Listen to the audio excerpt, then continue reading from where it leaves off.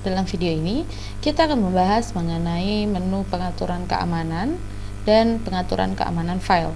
Nah, pada menu tersebut Anda dapat memeriksa dan mengaturnya melalui kustomisasi pengguna, keamanan, selanjutnya di pengaturan keamanan. Lalu pada tab umum, nanti Anda dapat scroll ke bawah dan menemukan untuk pengaturan keamanan dan pengaturan keamanan file. Pertama, kita akan membahas mengenai pembatasan pencetakan dan pengunduhan. Saat pertama kali Anda klik di bagian pembatasan pencetakan dan pengunduhan, Anda dapat menentukan apakah ingin mengatur otorisasinya agar semua pengguna atau semua user bisa melakukan pencetakan dan pengunduhan atau tidak sama sekali. Nah, itu bisa Anda atur melalui bagian ini.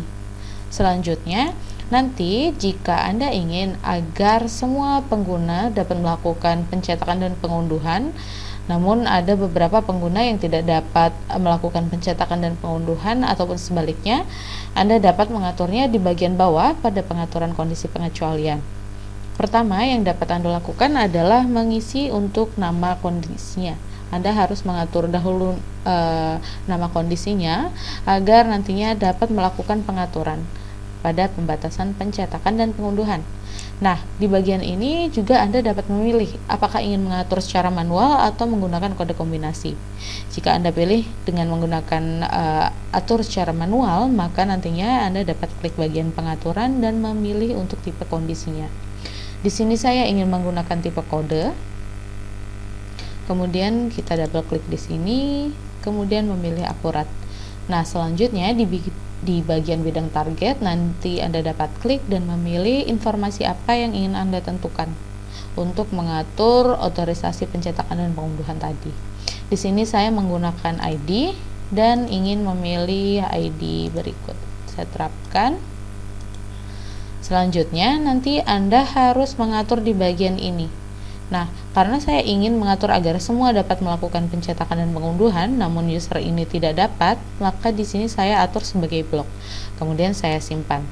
Nah, jadi jika saya masuk dengan user tersebut, ID tersebut, saat saya klik Excel, nanti akan ada notifikasi yang muncul bahwa user tersebut tidak dapat melakukan pengunduhan data karena ada otorisasi ya, usernya tidak memiliki otorisasi untuk cetak dan unduh, maka tidak dapat melakukan pengunduhan.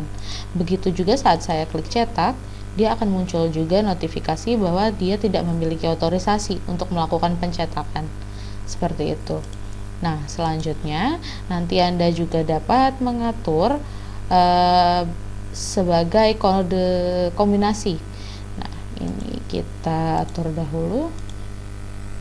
Klik pembatasan pencetakan, isi namanya,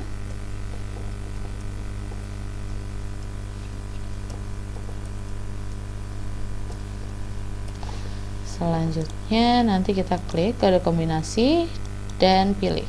Di sini nanti tersedia beberapa kode kombinasi ya, tinggal nanti kita dapat atur detailnya di sini. Seperti ini. Jadi ini nanti Anda dapat mengatur per user itu dapat berbeda-beda seperti itu. Jadi nanti Anda tinggal isi saja, pilih ID-nya siapa, kemudian tindakannya apa, kemudian ingin diizinkan atau diblokir, kemudian disimpan. Nanti saat ingin menerapkan, Anda tinggal klik pada pilihan kode kombinasinya, kemudian baru Anda simpan atau terapkan seperti itu. Nah, selanjutnya kita akan membahas mengenai pengaturan pemberitahuan untuk pelanggaran batasan. Nah, di sini nanti Anda dapat mengatur siapa saja yang dapat menerima notifikasi jika ada pelanggaran yang dilakukan oleh user. Karena kan tadi kita mengatur ya untuk pembatasan pencetakan dan pengunduhan untuk saudara Reza agar dia tidak dapat melakukan pengunduhan atau pencetakan data. Kemudian saya atur di sini saya sebagai target notifikasinya. Jadi jika usernya melakukan pelanggaran, saya dapat notifikasinya. Kemudian saya pilih metode notifikasinya. kemudian saya pilih bagian pesan dan juga messenger, aplikasi push, kemudian saya simpan. Nantinya saat si user Reza tadi melakukan pencetakan pengunduhan, nanti saya mendapatkan notifikasi seperti ini bahwa pekerja tersebut telah melanggar batasan pengaturan keamanan, seperti itu. Nah, selanjutnya untuk bagian pengaturan keamanan file, nanti kita akan membahas mengenai batas unggahan. Nah, di sini. Nanti di sini Anda dapat mengatur siapa saja yang dapat mengunggah file ke dalam ERP, seperti itu. Anda dapat mengatur agar semua dapat melakukan atau semua pengguna dapat diblokir. Jadi yang dapat mengunggah file itu hanya master ID saja, seperti itu. Kemudian nanti jika Anda ingin mengatur agar semua dapat melakukan pengunggahan, namun ada beberapa yang tidak dapat mengatur atau melakukan unggahan, nanti dia dapat diatur di bagian pengaturan kondisi pengecualian di sini.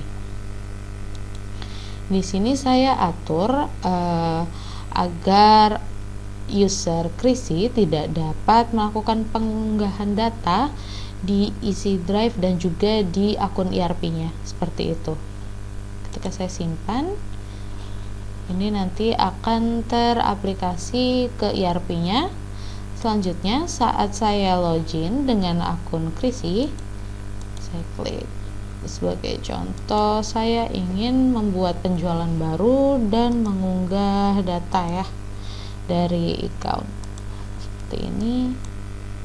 Nah, maka notifikasi bahwa user tersebut tidak memiliki otorisasi untuk mengunggah data akan muncul seperti itu.